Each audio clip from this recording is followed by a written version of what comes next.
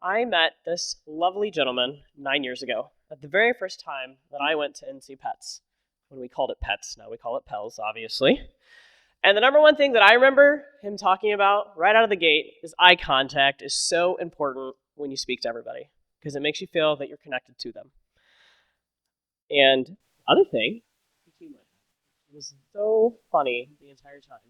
Everybody's attention. Everyone went away laughing that evening. It was great. So, he won't be here long today.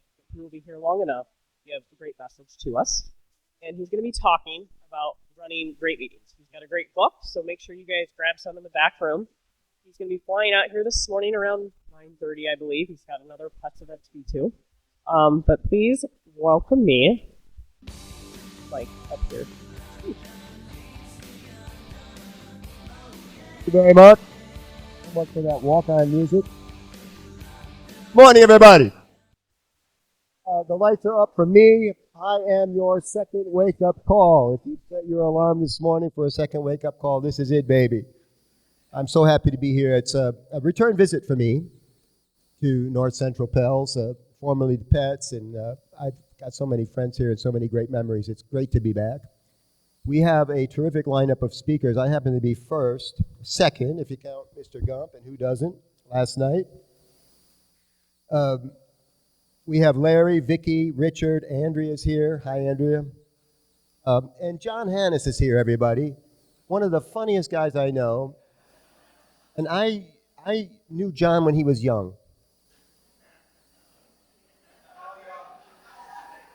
I thought that would be funnier. But it wasn't. Also, Kyle's here, and Kyle and I go way back, and he does. If you learn nothing else this weekend, talk to Kyle about the fundraiser at it's your club, right, or clubs in the area. It's a music festival, and it is astounding how the crowd that they bring in, the net that they have for this event, and it's every year, and it's a role model event. It's not for every club, but it gets you thinking big. I enjoyed the networking event last night. Did you? I like networking. I'm old enough to remember when we used to call networking drinking. And there was some of that going on last night. It seems like it makes things go a little bit smoother. And I was wondering last night as we had Mexican food, why we never have an Italian theme. I'm Italian. And we could have had, linguine and clams, and we could have had gelato. We got an Italian fan over here. But we had Mexican. It worked out okay. I'm going to put that in the suggestion box for next year. I think this is an excellent time to be a president-elect because you haven't had a chance to do anything wrong yet. And that's refreshing. And in fact, if thinking about it the way I do, I was president back in 13, 14, is that you don't even know what you're going to do wrong yet. That's scary because you're in for some surprises. But hopefully by paying attention this weekend, you will do fewer things wrong and you will have a much better year than you otherwise might have. That's our hope for you. Not long ago, a middle-aged man was unhappy at work. He was dissatisfied with his home life, and he didn't know what to do. He had already talked to some of his friends. They offered some advice. It seemed like empty advice, things he already knew. He actually visited a couple of therapists. A little bit of insight from them, not a solution. He's just slogging through his days, relatively unhappy with everything. Middle age, can you imagine? And he doesn't even believe in fortune tellers, but at some point he's so desperate for an answer, he goes to a fortune teller to see if he can get an answer to why he's so unhappy at work, at home, with life, purpose in life, all that. He walks into the fortune teller's office. She's got everything you think she'd have. She's got the scarves, and she's got the rings, and the incense is burning.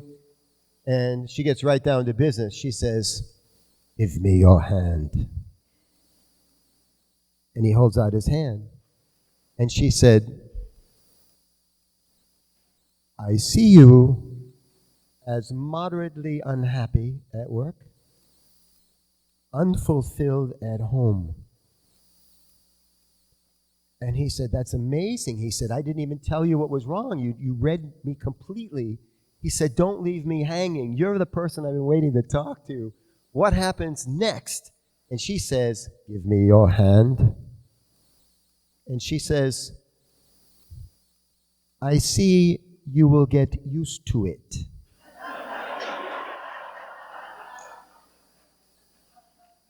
And that's the situation a lot of our clubs find themselves in. We're used to what's called status quo.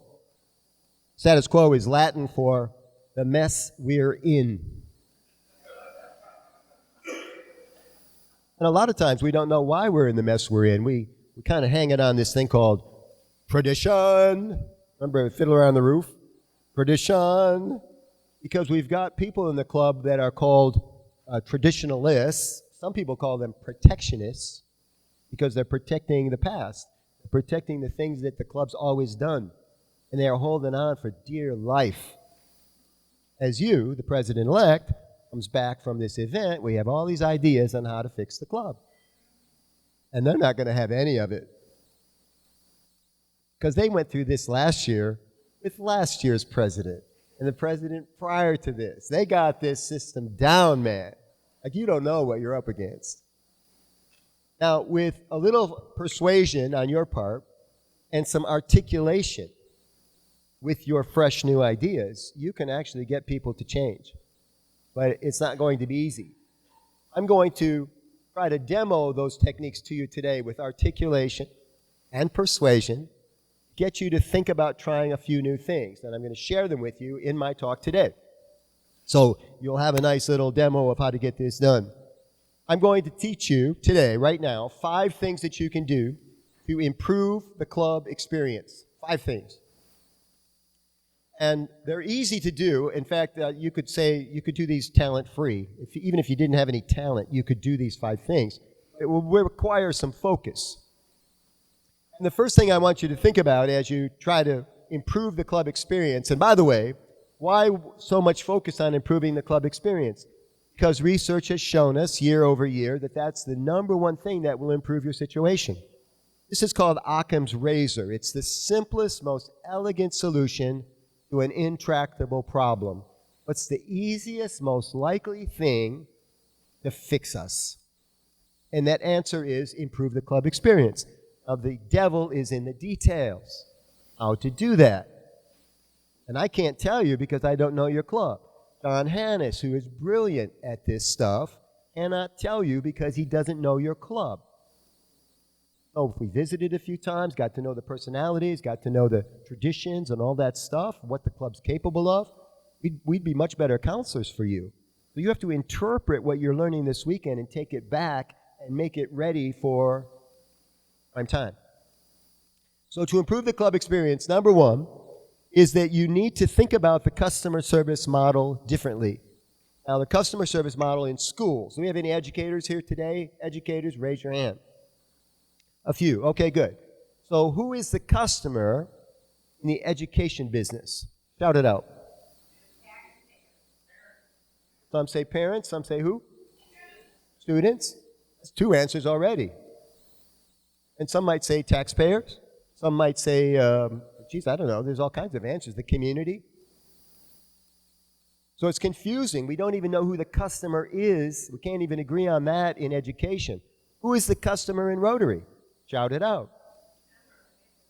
Members. 1 answer. What's another answer? Say it. The community. Another answer. What's the third answer? How about the visitors? Now, this is interesting. It turns the traditional customer service model on its head. We're not thinking about the members anymore when we're trying to make people happy, when we're trying to improve the club experience. Because if you just cater to the club members, the visitors will be turned off because by definition, they ain't in your club. You with me? But if you improve the club experience for visitors, energy, content, they feel like they spent a good hour, right, out of their day. All the club members will feel that as well. You elevate the visitor experience, you automatically elevate the club experience. Now, there will be some special nails you need to hammer for the club members. It's called club business, and it has nothing to do with the visitors. But I know a lot of clubs, they do nothing but business for the whole hour. They have a speaker, but they don't cater to the visitors. And when you change that customer service model, you watch the magic that happens. You're monitoring membership, you should be monitoring how many visitors you get, specifically how many come back for the second visit. It's good to be able to have strong marketing that pulls them in, but can you get them back? That is the leading indicator of a growing club. So I hope I got your brain opened up and you're thinking about the possibilities. The second thing that you can do to improve your situation is to run your meetings like a game show. And when I say game show, you think about the president-elect, you guys, as the game show host. And I think about your favorite game show host. It doesn't have to be a current game show. It can be all the way back to Truth or Consequences with Bob Barker. Remember him? Later on The Price is Right. Or Pat Sajak, right? What qualities do good game show hosts have? Well, they're amiable. They keep things moving. They're fun. But they also have a game show to run. So they have to have, competition and this sort of thing. Can you be that type of president-elect? Or will you be the snoozer president-elect who takes himself too seriously, who never smiles when you're in front of the room because this is all business, baby? I do a lot of speaker coaching, and one of the things we do to coach the speakers is we watch game films or video of them in action. And my criticism pattern is something I call like best next time. I pioneered this in a way, I guess. Like best next time means I'll never tell you what you're doing wrong. I just tell you what I like best and what you might try next time. So I'm a good coach. No bad news, right? No bad devil. And we watch the video, and they'll say, I do all the like best. I like this, I like this, I like this, I like this. They're like, boy, I did pretty good. And they go, wait, the other shoe's got to drop. What could I do better next time? And I say, I'm glad you asked. And I'll say to them, well, I think you should smile more, particularly when you begin to talk, because you ring your bell at the beginning of meetings, especially for the first couple of weeks, you've never done it before. This is a new experience. And your face will look like this.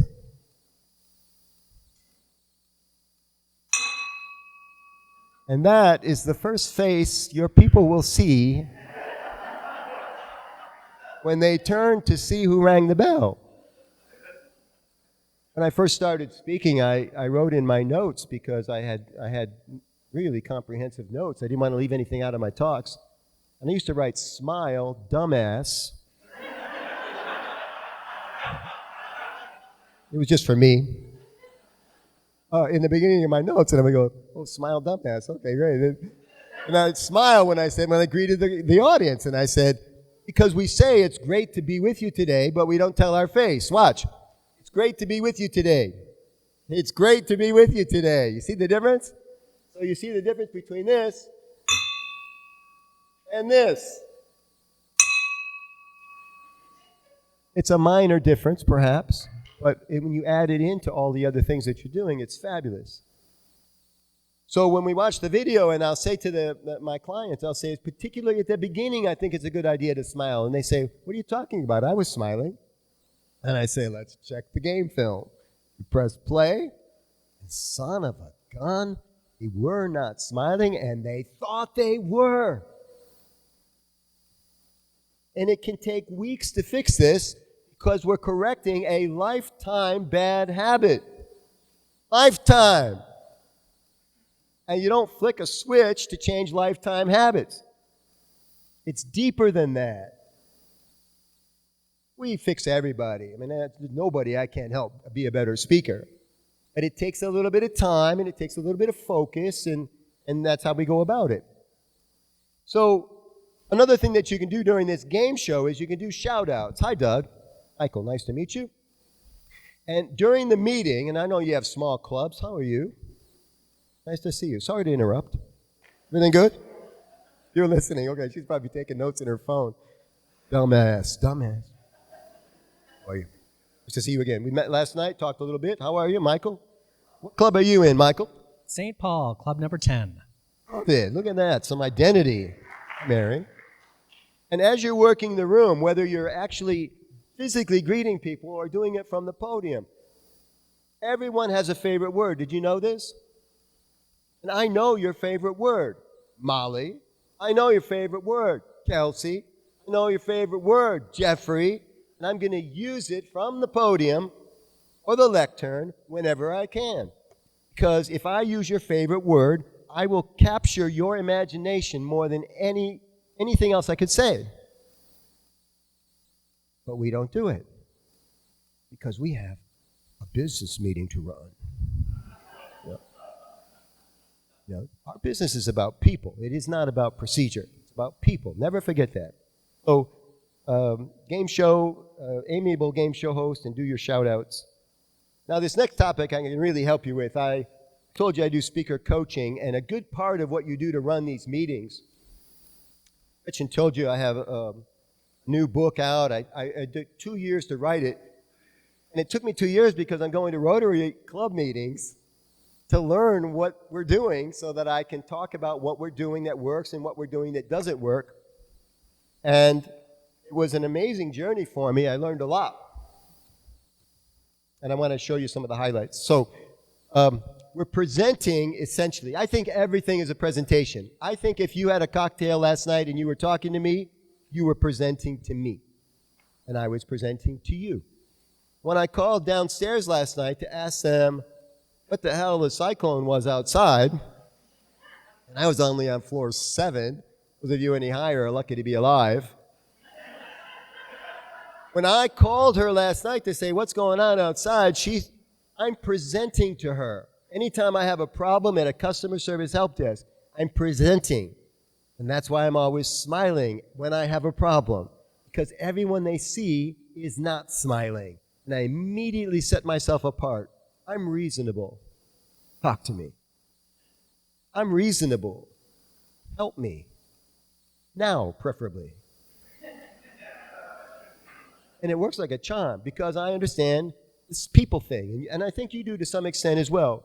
So when you're in the front of the room, I'm going to show you some quick techniques for getting this done. Number 1, if you're using PowerPoint, I want you to try to move most of your PowerPoint as president to the beginning of the meeting, before the meeting starts, or after the meeting ends. I call this the pre-game show. Pre-game. Because you're making all these little announcements. Because you're important, you're the president of the club, you need to make these important announcements. But you're forgetting you could move it off the clock completely, out of the entire time frame of the 60 minutes that you have. And you put it in automatic timer in the PowerPoint. And it rolls while people are getting their iced tea or coffee or whatever. And you intersperse those announcements with photos of shiny, happy people from your club having a good time. And the juju in the room amps up, man. It is fantastic. You can do the same thing, put the same PowerPoint on at the end of the program while people are saying goodbye and mingling. Great technique for moving announcements off of meeting. Save so much time this way. Another thing that you can do is when you're speaking to people, I mentioned having a little bit of persuasion skills. So I'm going to show you a technique. It's called the half step. I show all my coaching clients. The half step works like this. If I'm trying to convince you of something is a good idea, I will take a half step forward to encourage you. Now, you might not think this is powerful, but I'll show you 3 ways to do this. I'll show you moving forward, flat step, flat-footed, and then the half step backward. Now watch this. Step number 1. I think this is a fantastic fundraiser for our club. So if you see me, I can step forward and stay there, or I could step forward and step back, and it's still much better than flat-footed. I think this is a fantastic fundraiser for our club. Watch this one. I think this is a fantastic fundraiser for our club. Such a small thing, but you caught it. In poker, this is called a tell. And you gave yourself away. You belied your own words. Said, I don't even really like this idea, but somebody put me up to it. So it's called the half step. Finally, with regard to presentation skills, I want to tell you about something I call the 5-column agenda. Now, I lay it out in the book, but I'll give it to you quickly right now. 5 columns, they go across like this. The first column is the number of minutes the segment is. 2 minutes, 4 minutes, 6 minutes. If you meet for an hour, those numbers should add up to 60. You with me? The second column is the type of category that happens during the meeting. So we have only 3 things happening in meetings, ladies and gentlemen. We have announcements, we have discussion, and we have action. And the announcements are very quick, so 1 minute, 2 minutes.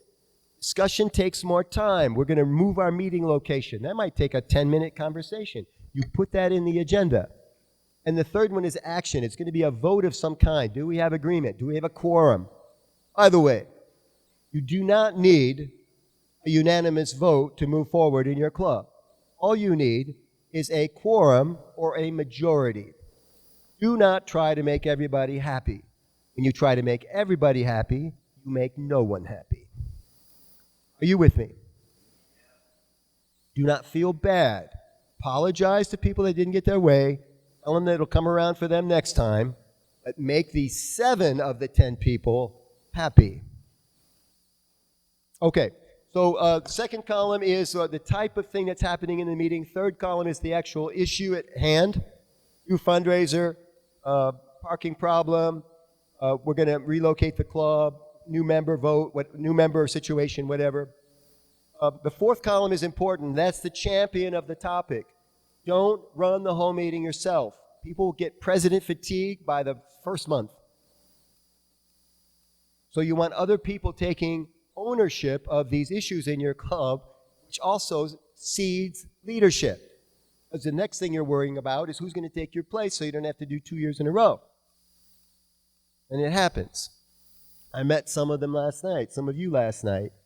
The fifth and final column is the result. What happened as a result? So you're building out the agenda left to right, and the result column is your agenda for next week. It's pretty cool. Again, it's in the book. We lay it out for you. And these are ways that you can improve your presentation skills.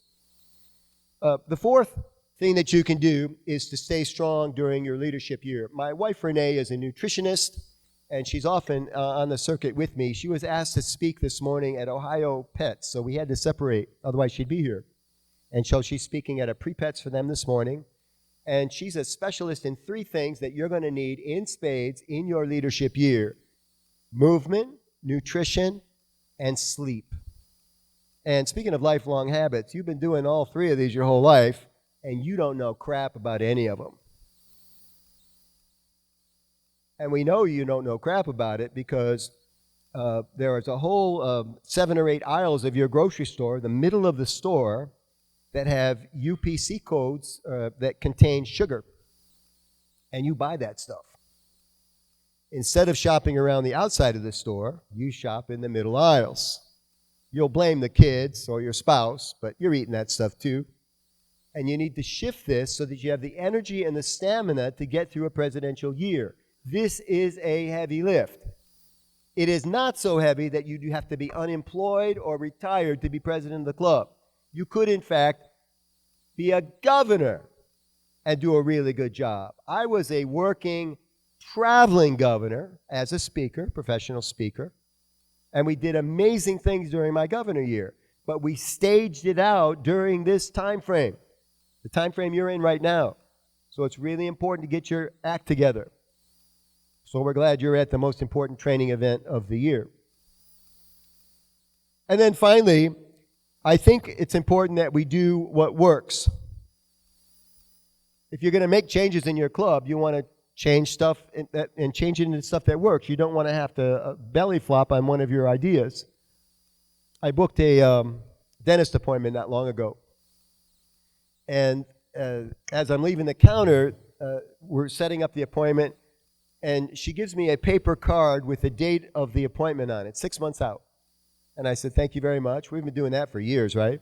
And then she says, you'll be receiving a text message to remind you of the event, of the appointment, 2 weeks before the appointment. And I said, well, that's interesting, because that will automatically put it on my calendar, right? And she said, yeah, that's how it works. I knew that. It was a rhetorical question. I said, well, why are you sending me that 2 weeks before the appointment? Why don't you just send it to me now? And she didn't like that question. And she kind of dismissed me, and I say, do you understand how that would be better for me? Because right now I have to take this paper card and manually enter it as an appointment, and then you're going to send me the real appointment. Now I'm going to have 2 appointments in my phone. She knows exactly what I'm talking about. And that's when she called security. We must do things that work. Sometimes we do stuff just because we do it. It's not good, man. We need to change it up. So on your way to doing this, doing things that work, I want you to start thinking about doing bigger events. As an example, I want you to start thinking about doing 100-person events. Write it down, 100-person event. If you do a 100-person event in your small town, most of you are from small towns, that's going to be a thing. And a 100-person event allows you to get something called critical mass. Write it down. Because critical mass means all hands on deck for the club. The club's going to take notice. You don't do events like this every day. And that 100-person event in a small town, the media shows up to cover it. That's how big of a thing it is. And if you get 100 people that come to one of your events, you get 100 what? Emails in the registration process. Now the Friends of Rotary mailing list is growing because you're actually doing something of scale. But here's the magic, everybody. You're not going to like this next thing I'm going to say. In order to do more $10,000 net events, you're going to have to start saying no to $3,000 net events. And those are the events that you did last year and the year before that. And the traditionalists set up 10 years before that, and they're not going to want to let those events go. But in a small club, you're spending all your time and energy on small ball when you're capable of big ball. And I know this because I'm going to make a special offer to you now. I don't charge Rotary for talks. I'm doing 6 Pels events this year. I don't charge for them. It's my pleasure. It's an honor to give back to the organization I love so much. And I don't charge for this, what I'm about to offer you. If you want, I will come to your club, to your community, and I will do a free professional development program, leadership program. So who are we attracting to the club? The exact people you want in the club. Professionals. You can't do it on your own because you don't know how. But a stranger from out of town can get 100+ people in your room. You're going to get the room nearly free because Rotary's good at that. You're going to get the speaker completely free other than my expenses. And I'm going to get you a $10,000 to $15,000 net like clockwork. I've already helped raise $250,000 in North America with this. I'm on my way to $1 million, and that will be my legacy gift to Rotary International.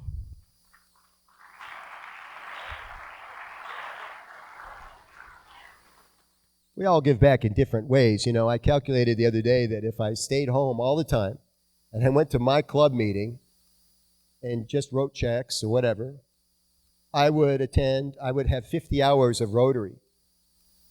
50 times 1 hour a week, right? 50 hours. But because I do these pets events, I'm going to do 15 Rotary events this year, pro bono. And I added up the hours. It's nearly 1,000 hours, not 50, 1,000 hours of Rotary time. And my wife goes with me. That's 2,000 hours from our house. And again, everybody gives back differently. So it's my pleasure to do that. I only do 2 or 3 of these a year because I'm still working. And it comes on a first-come, first-served basis. Here's how it works. I'm going to give you my personal cell phone number right now. Look at y'all getting ready to write. 248-224-9667. 248-224-9667. Text me as soon as you can, now, whenever, with the word fundraiser, and I'll know that you're interested.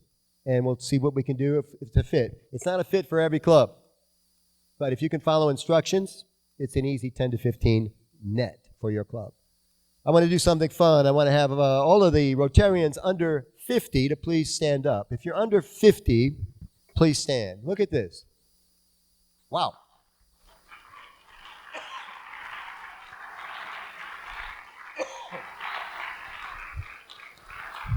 Stay standing. Stay standing. If you're under 45, remain standing. Under 45. Cool. If you're under 40, remain standing. If you're under 40, join me on stage right now. Hustle it up. Come on. Give them a round of applause.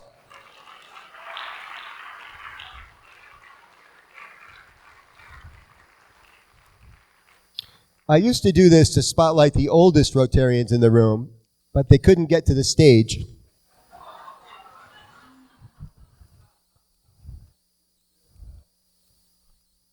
Congratulations. You can squeeze together. We can all fit, I think. Squeeze together. Yeah, squeeze tight. And yeah, keep squeezing. You can go to the end of the... There we go. We fit.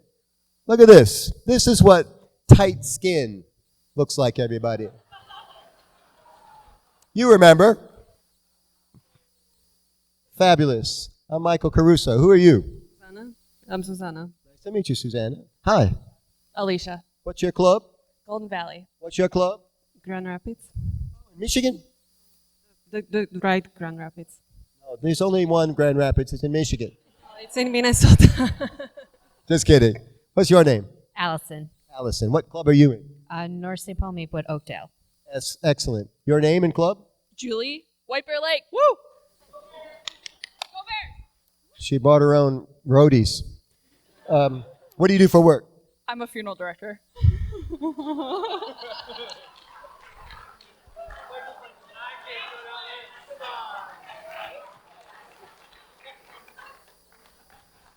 The stuff you learn at Rotary, I would have never guessed that. Congratulations. You seem so happy, Yeah. normal. Yeah. But this is great prospecting for you. It really is. Right, it's a fact. What's your name and club? Tone Waters. I'm Burnsville Noon. Woohoo! Hey, all right. What's your name? Joshua Lee from Lakeville. What do you do for work? I work in development for St. Olaf College. Bet you're good at it. You're about to be president of a Rotary Club. People are watching you. You're a role model now. I'll give you a second chance at that answer. Take two. I'll bet you're good at it. Absolutely. Yeah, look at that.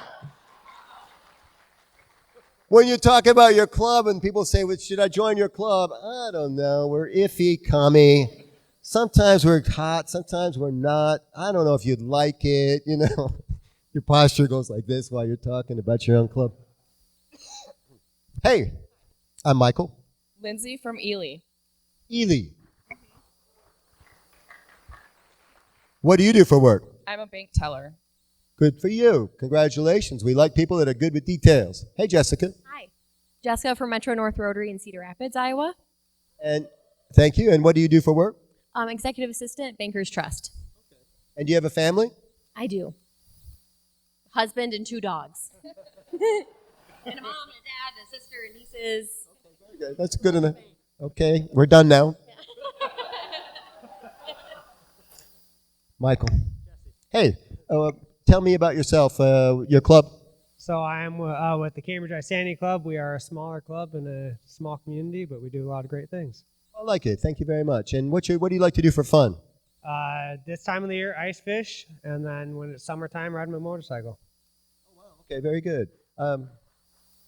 I'm from Michigan. I'd just like to course correct that a little bit. There's nothing fun about ice in the wintertime. Cody, Michael. Cody Seaman with the West St. Paul Mendota Heights Club. You have a family? I got a pregnant wife and a 1-year-old daughter at home. Wow. And you're going to be president of your club? Yes, I am. Proudly. Have you told your wife? She's my backup. Your pregnant wife is your backup. Yeah. He starts laughing and goes, "Oh my God, that's ridiculous. How could I say something like that?" I'm sure she'll be great. She's only going to be pregnant for a little while, right? It's 9 months. Oh, she just started. You got like 6 left. I'm back up. You took my number down, right? Yes. You're going to need help. You call me. Michael Caruso. Kelsey from Cedar Falls, Iowa. Nice to meet you. Lovely. What do you do for work? I work at the Volunteer Center of Cedar Valley. We're a nonprofit, so I work with volunteers. You're like a professional volunteer. Yeah. Very good. And how are you? I'm great, thanks. I'm Katie Gonzalez from Waseca. And what do you do for work? I'm a State Farm agent. State Farm agent. Fabulous. So this is under 40, correct? If you're under 35, would you stay on the stage with me? Under 35? Yeah, if you're under, what's that?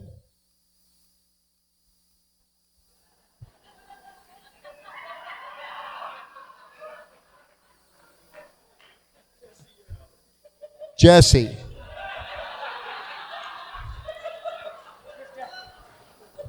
Make an administrative decision, brother. Push together. This is under 35, yeah? Cool. Oh, wow, mostly women. Cody, you're going to have to leave.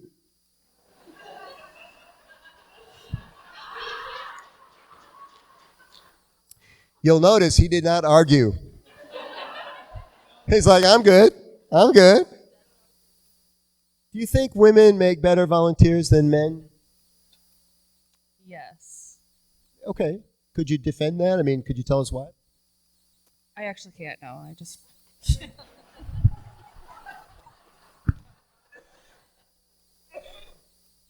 She takes a stand.